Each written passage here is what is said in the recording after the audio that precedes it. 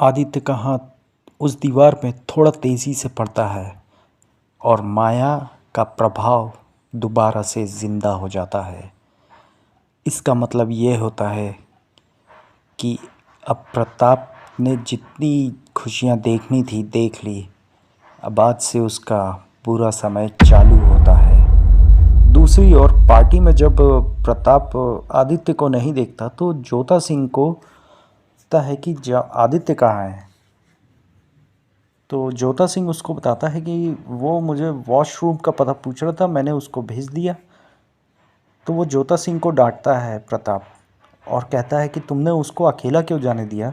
तो जोता सिंह प्रताप को बताता है कि मैंने बोला था कि मैं चलता हूँ आपके साथ। तो उसने बोला कि नहीं, मैं अकेले जाऊँगा और फिर आ जाऊँगा, पर देर हो गई अभी तक आया नहीं। तो बोलते चलो चल के देखें। तो ये जोता सिंह और प्रताप आदित्य को देखने के लिए जाते हैं। तो ढूंढते ढूंढते वो ठीक उस रास्ते की ओर जैसे ही अग्रसर होते हैं तो प्रताप को एक अंदर से धक्का सा लगता है कि कहीं यह आदित्य उस क्षेत्र में तो नहीं चला गया जहाँ पे कोई नहीं आता जाता। तो एक बार जोता सिंह से प्रताप कहता भी है कि एक बार उस क्षेत्र में भी चलो, जहाँ कहीं ऐसा तो नहीं कि ये आदित्य वहाँ चला गया हो। तो दोनों तेज़ी से उस क्षेत्र की ओर जाते हैं और देखते हैं कि आदित्य जो है उस दीवार से सटा होकर लेटा रहता है, वो बेहोश हो चुका होता है। आदित्य को ऐसा लेटा देख प्रताप थोड़ा गुस्सा भी होता है, क्योंकि वो अंदर से डर जाता है कि इतने सालों बाद तो मुझे खुशियाँ देखने को मिली, कहीं इसने सब गड़बड़ तो नहीं कर दिया। तभी जोता सिंह को प्रताप कहता है कि इसको उठाओ और इसके कमरे में छोड़ के आओ। जोता सिंह आदित्य को उठाता है और उसको सीधे उसके कमरे की ओर छोड़ के आता है और प्रताप थोड़ी देर वहाँ पे रुकता है, देखता है सब ठीक तो है ना, और फिर उसके बाद आता है और समारोह की समाप्ति की घोषणा करता है और सबको अपने अपने रास्ते पर भेज देता है। समारोह समाप्त होने के बाद प्रताप अपने कमरे में चला जाता है। इतना होने के बाद प्रताप काफ़ी डरा हुआ होता है। उसको शंका होती है कि कहीं आदित्य ने गलती से उस दीवार में भी तो कहीं दस्तक तो नहीं दे दी होगी, कहीं गलती से उसका हाथ तो नहीं लग गया होगा कि दोबारा से माया प्रभावित हो जाए और दोबारा से माया का कुप्रभाव उसके जीवन में पड़ने लग जाए। वो सोच ही रहा होता है कि थोड़ी देर बाद प्रताप खुद भी सो जाता है और इधर आदित्य अपने कमरे में सोया हुआ रहता है कि तभी आदित्य के कानों में एक आवाज़ आती है, आदित्य उठो, आदित्य आवाज़ के पीछे आओ। जैसे ही ये आवाज़ आदित्य के कानों में पड़ती है, आदित्य सम्मोहित हो जाता है और झटके से अपनी आंखें खोलता है, क्योंकि जैसे ही उसके कानों में यह आवाज़ पड़ी थी आदित्य माया के प्रभाव में आ जाता है और आवाज़ के पीछे पीछे चलता हुआ ठीक उसी जगह पे पहुंच जाता है जहां पे वो बेहोश पड़ा हुआ था। उस दीवार के पीछे से लगातार आवाज़ आ रही थी, आदित्य अंदर आओ, अंदर आओ। चूँकि आदित्य सम्मोहित रहता है तो उसको कुछ भी पता नहीं रहता। माया की शक्ति इतनी ज़्यादा बढ़ जाती है कि माया सीधे आदित्य को दीवार और दरवाजे से अदृश्य करके उसको ठीक उस कमरे में ले आती है जहाँ पे माया जिस मटकी के अंदर रहती है। माया आदित्य को आदेश देती है कि इस मटकी से लाल कपड़ा हटाए आदित्य। जैसा आदेश प्राप्त होता है आदित्य वैसा ही करता है, मटकी से लाल कपड़ा को हटा देता है। तभी उस मटकी से एक सतरंगी रोशनी निकलती है और पूरे कमरे पर बिखर जाती है। इस बीच आदित्य का सम्मोहन टूटता है। वो देखता है कि वो किसी अकेले कमरे में खड़ा हुआ है और वो देख के काफ़ी डर जाता है। तो माया आदित्य से कहती है कि डरो नहीं आदित्य, मैं तुम्हें कोई नुकसान नहीं पहुंचाऊंगी। जब आदित्य देखता है चारों ओर कि कमरे में तो कोई भी नहीं है और ये आवाज़ कैसे आ रही है, तो वो डर जाता है। तभी माया उस आदित्य से कहती है कि मैंने कहा ना, डरो नहीं आदित्य, मैं तुम्हें कोई नुकसान नहीं पहुंचाऊंगी। यह आवाज़ सुनने के बाद आदित्य पूछता है कि आप कौन हैं? आप दिख क्यों नहीं रही हैं? क्या आप कोई भूत हैं? क्या आप कोई चुड़ैल हैं? क्या आप कोई प्रेत हैं? तभी माया बोलती है, बस भी करो आदित्य, मैं कोई भूत प्रेत नहीं हूँ और चुड़ैल तो बिल्कुल भी नहीं हूँ। आदित्य बोलता है, तो फिर आप कौन हैं? मुझे डर लग रहा है, आप बताती क्यों नहीं हैं आप कौन हैं? तो माया कहती है, मैं माया हूँ। माया? कौन माया? ऐसा आदित्य पूछता है माया से। तो माया कहती है, मैं वो माया हूँ जिसकी चाह देवताओं से लेकर दैत्यों को रहती है। मेरी सिद्धियों की प्राप्ति योगी करना तो चाहते हैं, लेकिन मेरे प्रभाव से उतना ही दूर भी रहना चाहते हैं। परीक्षा किसको पसंद होती है? किसी को नहीं, लेकिन परीक्षा में पास सभी होना चाहते हैं। मैं ठीक कह रही हूँ ना आदित्य? तो आदित्य कहता है, आप कह रही हैं तो ठीक ही कह रही होंगी। मुझे यहाँ पे क्यों लाई हैं मैं समझ नहीं पा रहा हूँ, और मैं कहाँ हूँ? मैं तो राजमहल में था, ये अंधेरे कमरे में, और ये सतरंगी उजाला। सही बताइए आप, मतलब अच्छी शक्ति है ना, मतलब बुरी शक्ति तो नहीं है? तो माया मुस्कुराती हुई कहती है कि हाँ, मैं अच्छी शक्ति ही हूँ, कोई बुरी शक्ति नहीं हूँ। तो फिर आदित्य कहता है कि तो फिर आपने मुझे यहाँ पे क्यों बुलाया है? तो माया कहती है कि मैंने तुम्हें इस कमरे में इसीलिए बुलाया है कि तुमने उस दीवार में दस्तक दी थी। बोलता, मैंने दस दस्तक दी थी? किस दीवार में? मुझे कुछ याद नहीं है। मैंने बहुत दारू पी हुई थी, लेकिन सारा दारू का नशा उतर गया है। तो बोलती, तो तुम नशे में ही थे, लेकिन काम तो तुमने कर दिया। बोले, मैंने कौन सा काम कर दिया है? मुझे नहीं पता है कि मैंने कौन सा काम किया है। तो माया बताती है कि तुमने प्रताप के विनाश का काम कर दिया, अब प्रताप का विनाश हो जाएगा। प्रताप? कौन प्रताप? अरे, राजा साहब का विनाश हो जाएगा? तो बोलती है, हाँ, तुम्हारे चक्कर में। तो आदित्य बोलता है, मेरे चक्कर में? मेरे चक्कर में क्यों हो जाएगा? तो बोलते, तुम ही ने तो मुझे आज़ाद किया है। मैंने तुम्हें आज़ाद कर दिया और मुझे पता तक नहीं? ये क्या हो रहा है? मुझे तो कुछ भी याद नहीं, कि मुझे तो इतना भी याद नहीं है कि मैं इस कमरे में कैसे आया हूँ। तो बोलती, शांत हो जाओ आदित्य, इसमें तुम्हारा कुछ नहीं जाएगा, तुम सुरक्षित रहोगे। तभी आदित्य गौर करता है कि माया ने क्या कहा था। आदित्य के चक्कर में प्रताप का विनाश होने वाला है। जैसे ही याद करता है आदित्य, तुरंत माया से पूछता है कि ये तुम क्यों बोल रही हो कि मेरे चक्कर में प्रताप का विनाश होने वाला है? अगर उसको पता चल गया ना कि मेरे चक्कर में तुम वापस खुल गई हो, तो वो मुझे ज़िंदा नहीं छोड़ेगा। तो माया कहती है, वो खुद ज़िंदा बचेगा तो ना। तो बोलता है, ज़िंदा? वो खुद ज़िंदा बचेगा? क्यों? कौन मारेगा उसे? तुम मारोगी? बोलती है, मैं नहीं मारूंगी, वो मारेगी। कौन मारेगी उसे? गोदावरी देवी। और इस बीच महल के परिसर में आगमन होता है गोदावरी देवी का, जो कि एक डरावनी हंसी के साथ उस महल में प्रवेश करती है। इस बीच कई नौकर गोदावरी देवी को रोकने का प्रयास करते हैं, किंतु प्रयास असफल रहते हैं। गोदावरी देवी सबको अपने त्रिशूल से मौत के घाट उतार देती है। यह देखकर आदित्य बोलता है ये कौन है और ये सबको मार क्यों रही है। तभी माया कहती है देखते जाओ। तो बोलते हैं देख तो रहा ही हूँ मैं, पर ऐसा क्यों कर रही है ये। बोलती है ये अपना बदला ले रही है।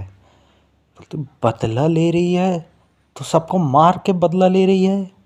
तो बोलती है तुम चुपचाप शांति से देखते रहो, बाकी इसके पीछे क्या कहानी है मैं तुम्हें बाद में बताऊंगी। बस अभी फ़िलहाल तुम चुपचाप देखते रहो। तुम ऐसी शक्ति हो जो एक हत्यारन का साथ दे रही है। तुम्हें ऐसा नहीं करना चाहिए, तुम्हें अच्छे काम करना चाहिए। बोलती आदित्य मुंह बंद करके बैठोगे या मैं तुम्हारा मुंह बंद कर दूं। बोला आदित्य बोलता है मतलब प्रताप के साथ तुम मुझे भी मार दोगी। ये देखो अच्छी बात नहीं है, मैं मुंह बंद करके बैठ जाता हूँ। तभी आदित्य देखता है कि महल में चारों ओर अफरा तफरी मची होती है। एक एक करके सारे नौकर, उसके सेवक, प्रताप के अंगरक्षक एक एक करके मारे जा रहे होते हैं। गोदावरी देवी का एक प्रहार सब पर भारी पड़ रहा होता है। इसी बीच इतनी खलबली के बीच प्रताप अपने कमरे से दौड़ता हुआ बाहर आता है। गोदावरी देवी को देखकर दंग रह जाता है और वो गोदावरी देवी पर एक वार करने का प्रयास करता है, किंतु इस बार गोदावरी देवी का वार से प्रताप खुद को नहीं बचा पाता है। तभी देखता है कि गोदावरी देवी हंसते हुए कहती है क्यों प्रताप, आखिरकार तूने अपने बच्चे को जन्म दे ही दिया। प्रताप की आंखें फट जाती हैं जब वो गोदावरी देवी को इस रूप में देखता है कि गोदावरी देवी का रूप पूरा बदला हुआ रहता है। उसका रूप किसी भयानक तांत्रिक की तरह दिखाई देती है वो, और हाथों में त्रिशूल। और जब वो ये देखता है कि उसके नौकर चाकर अंगरक्षक सभी की गोदावरी देवी ने हत्या कर दी है, तो वो गोदावरी देवी के पांव पकड़ने लग जाता है और गोदावरी के पांव पकड़कर कहता है मुझे माफ़ कर दो गोदावरी देवी, मैंने जो तुम्हारे साथ अतीत में किया था उसके लिए मैं बहुत शर्मिंदा हूँ। इसकी सज़ा तुम मुझे ना दो, मेरे परिवार को ना दो, मैं तुम्हारे सामने हाथ जोड़ता हूँ। तभी उसको झटकते हुए गोदावरी देवी कहती है मैं दया की तुझसे भीख मांग रही थी, तूने दया दिखाई थी मेरे ऊपर। मैं तो वहाँ से जाने के लिए तैयार भी हो गई थी ना, मैं तो जा रही थी। गोदावरी देवी के ये शब्द सुनकर प्रताप फूट फूट के रोने लगा।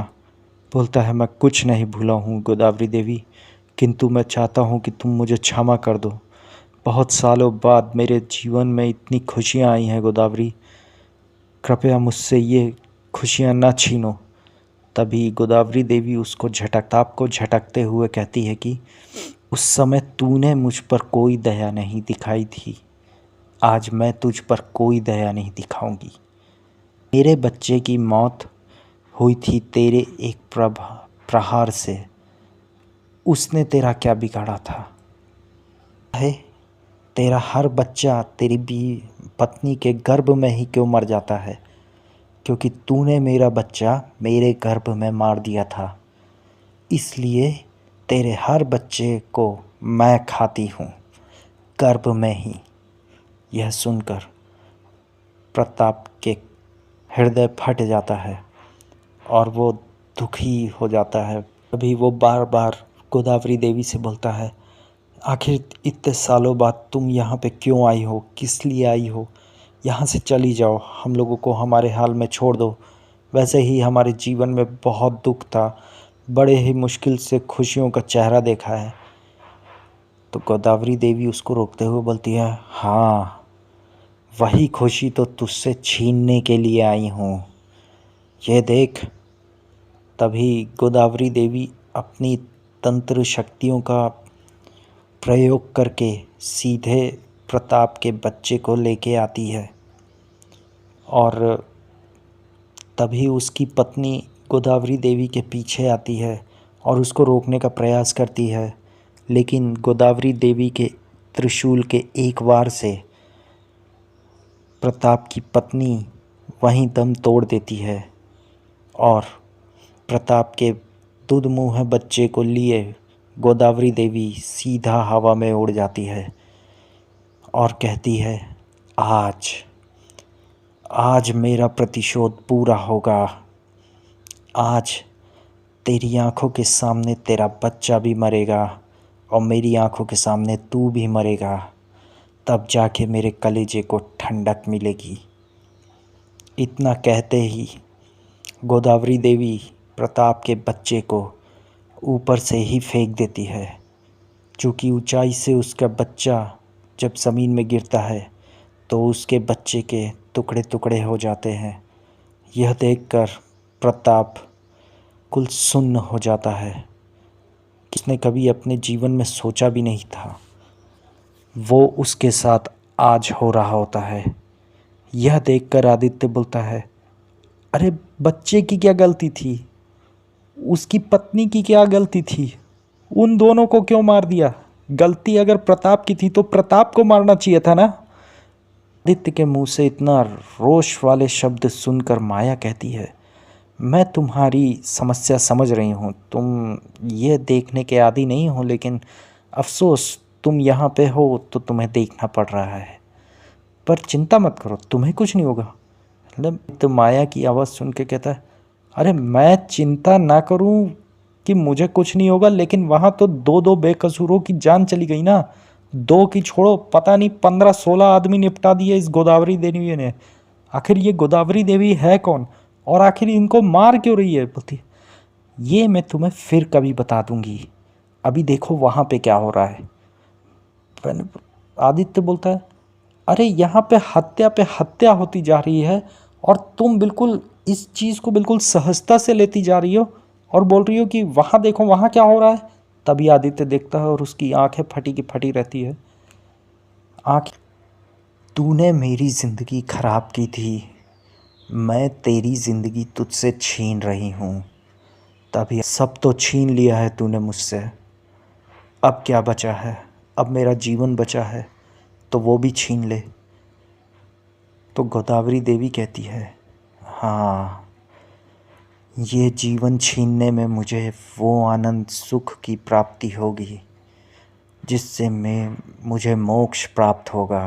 प्रताप, आज जब तूने अपनी आँखों से अपने बच्चे को मरते हुए देखा, अपनी बेकसूर पत्नी को मरते हुए देखा, ये दर्द तूने मुझे दिया था, याद है? मैंने तुझे वो दर्द दिया, मैंने तेरे कारण तेरा तो एक ही बच्चा मारा गया ना, लेकिन तेरे चक्कर में तो मेरे पिता मारे गए, तेरे चक्कर में मेरी पत्नी मारी गई, तेरे चक्कर में मेरा दूध मुँहा बच्चा मारा गया, मेरे नौकर नौकरानी सब तो मार दिया तूने। तो मुझे किस लिए ज़िंदा रखा है? मार दे मुझे भी। इतना सुन के गोदावरी देवी कहती है, मौत तो तेरी निश्चित है प्रताप, लेकिन इस समय जो मैं तेरी आंखों में दर्द देख रही हूँ, ये दर्द मुझे सुकून प्रदान कर रहा है और ये वो सुख है जिसकी प्राप्ति के लिए मैंने इतने साल तप किया है। तुम भी मुझे कुछ नहीं बता रही हो, एक तो दिखती भी नहीं और ऊपर से बता भी नहीं रही। तो माया ने कहा, अरे तुम चुपचाप देखते क्यों नहीं? चुपचाप देखो, और अगर तुम नहीं देख सकते तो आंखें बंद कर लो, मैं तो देखूंगी। और इधर गोदावरी देवी और प्रताप के बीच बातचीत चल ही रही होती है। तो प्रताप उससे बार बार कहता है कि मुझे क्यों ज़िंदा छोड़ के रखा है, मुझे क्यों नहीं मार देती। तभी गोदावरी देवी ने कहा, ठीक है, तेरी ये इच्छा भी मैं पूरी कर देती हूँ और त्रिशूल का एक वार करती है प्रताप के ऊपर और प्रताप की गर्दन कट के दूसरे दरवाजे में जाके गिरती है। और इसी के साथ प्रताप के जीवन का अंत होता है। यह देखकर आदित्य सुन्न हो जाता है, उसका दिमाग सुन्न हो जाता है आदित्य का, वह समझ नहीं पा रहा होता है। तभी माया उससे बोलती है, आदित्य तुम चिंता मत करो, मैं अगली बार जब आऊँगी तो मैं तुम्हें सारी कहानी बता दूँगी। तो मैं यहाँ से चलती हूँ, तुम भी जल्दी से निकल जाओ रोमा को लेकर। मैंने बोला, आदित्य बोलता है, रोमा को लेकर? तुम रोमा को कैसे जानती हो? वो थोड़ी ना तुमसे मिली है, मैं तुमसे मिला हूँ। और तुम मुझे जानती हो? मैं तो तुम्हारी शक्ल तक नहीं देख पा रहा हूँ। तो माया हंसती हुई कहती है, मैंने कहा ना मैं तुमसे बाद में मिलूँगी और मैं तुम्हें सब कुछ बताऊँगी इस बारे में कि आखिर गोदावरी देवी ने ऐसा क्यों किया और आखिर क्या हुआ था जो ऐसे कारण बने कि प्रताप के पूरा परिवार ख़त्म हो गया। मैं ये सब तुम्हें बाद में बताऊंगी। फ़िलहाल तुम यहाँ से जाओ और सीधे अपने घर चले जाओ रोमा को लेकर। प्रताप बोलता है, ठीक है, लेकिन ये कमरा बाहर से ही लगता है बंद है, मैं बाहर कैसे निकलूँगा? तो बोलती है, मैं तुम्हें पहुँचा दूँगी। तभी माया अपने प्रभाव से आदित्य को उस कमरे से बाहर निकालती है। तो जब आदित्य देखता है कि वो उस कमरे से बाहर आ चुका है तो सीधा भागते भागते भागते भागते उस हॉल में पहुंच जाता है जहां पे ये सब हुआ होता है। देखता है कि लाशों के ढेर लगे हुए हैं और गोदावरी देवी तो वहां से जा चुकी होती है। और इतनी सारी लाशें देखकर वो भौचक्का रह जाता है, दिमागी तौर से हिल जाता है। किंतु उसको पता रहता है कि इसी महल में किसी कमरे में उसकी प्रेमिका भी है जो कि आराम से सो रही होती है। वो जल्दी से अपनी प्रेमिका के कमरे में जाता है और उसको नींद से जगाता है और जल्दी से अपने कपड़े वपड़े पैक करके अपनी कार में बैठ कर वो दोनों निकल जाते हैं। तो उसकी प्रेमिका बोलती है, ये सब क्या था? ये प्रताप वगैरह सब मर कैसे गए? किसने मारा? और हम लोग ऐसे भाग क्यों रहे हैं यहाँ से? बोलता है, मुझे खुद को नहीं मालूम कि ये सब क्या हो रहा है। बस एक ही चीज़ अच्छी हुई कि तुम सुरक्षित हो, मैं सुरक्षित हूँ, बाकी वो बाद में बताएगी। वो कौन थी वो माया है, वो माया मतलब मुझे बाद में बताएगी। तो अभी यहाँ से हम निकल रहे हैं, तो जल्दी से निकलते हैं। और इतना कहने के बाद आदित्य और रोमा उस राजमहल से अपनी कार में बैठ के बाहर आ जाते हैं और कहानी का पहला भाग समाप्त होता है। धन्यवाद।